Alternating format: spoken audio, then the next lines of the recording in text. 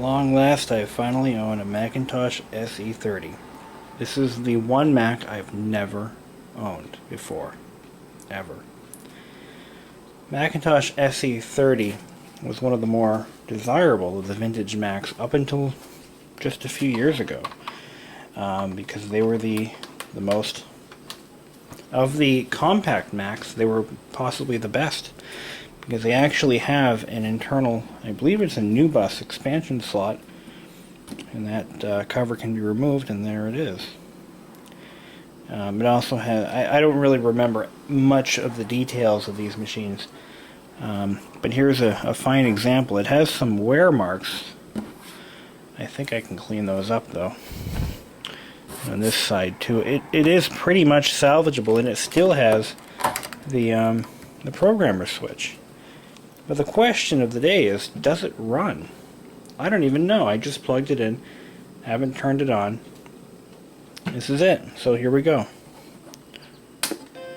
Ooh, got a startup chime. Hard drive spins up. Looks like a nice bright display. Flashing disk icon. Alright, I'm going to throw an OS disk in there and see if I can reload it. See what happens. Okay, here's the symptom. Now there's two problems here. Number one, floppy drive doesn't quite function. I can't stick anything in there. Second problem, listen carefully.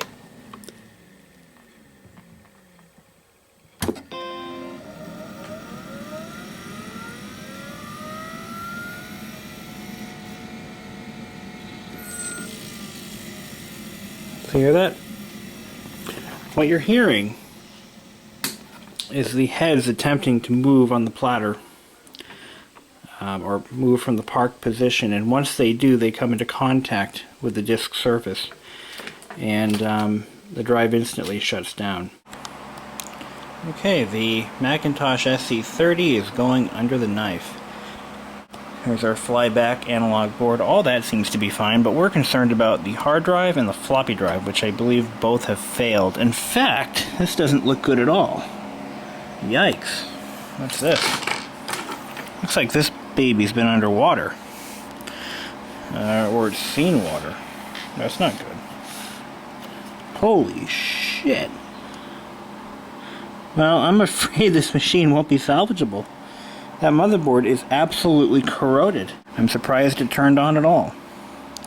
But that is not good. Well, I found the problem.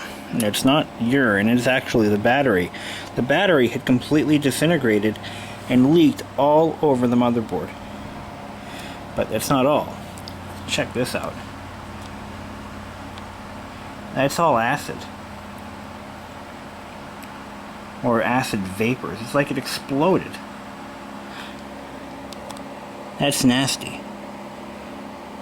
This machine's not even salvageable now. Because once I start cleaning this up, all the whatever's left of these tracers is going to completely dissolve. The funny thing is, it still powers up.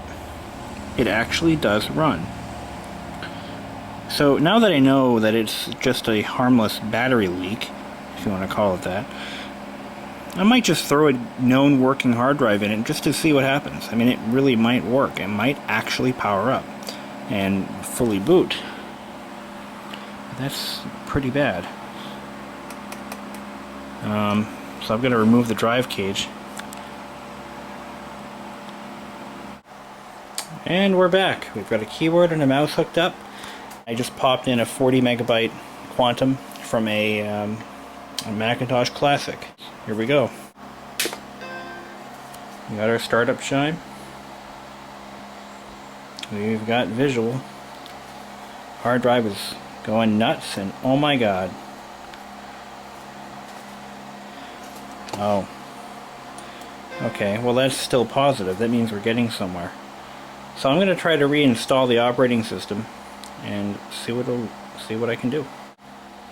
Okay, so I've replaced the floppy drive so I can reinstall the OS with the appropriate installers for the Macintosh SE. And see if it boots. Ooh, It's a promising sound. There it goes.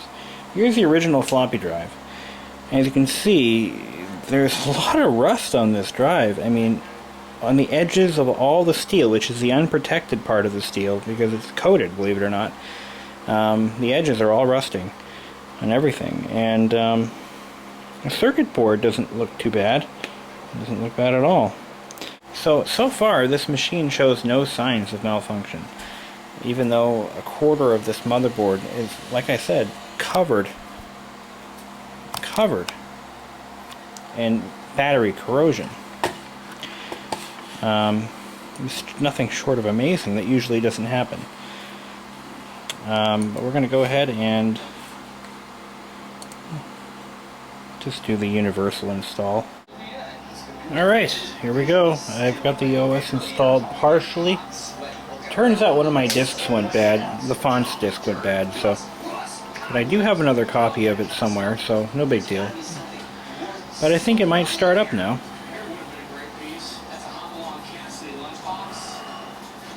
Come on. Tell me something good. Here we go. It starts right up. Alright, let's see what we got. We got an SE30 running system 701, 4 megs of RAM. Now the next step is to see if I can't kind of salvage this machine. I can replace the battery holder. That's no big deal. I actually have some. But let's just see what kind of work it's going to need. I'm going to pull it completely apart and see what has to happen. Okay, now might I remind you that this is the motherboard of a machine that functions perfectly, as far as I can tell. So what we're going to do is, I don't have all this high-tech equipment that they used to wash boards with deionized water and all the happy chemicals, and we're going to remove this battery here. I should be wearing gloves, but you know, whatever, right? Oh my god. This thing is gonzo. Look at that. Oh my god. What a mess. Into the trash you go. So what we're going to do is we're going to use this nylon brush. And I don't have deionized water or proper facilities, so we're going to use... I think I'm going to use simple green on this one. Never use bleach, that's caustic. So, or it won't cause a lasting...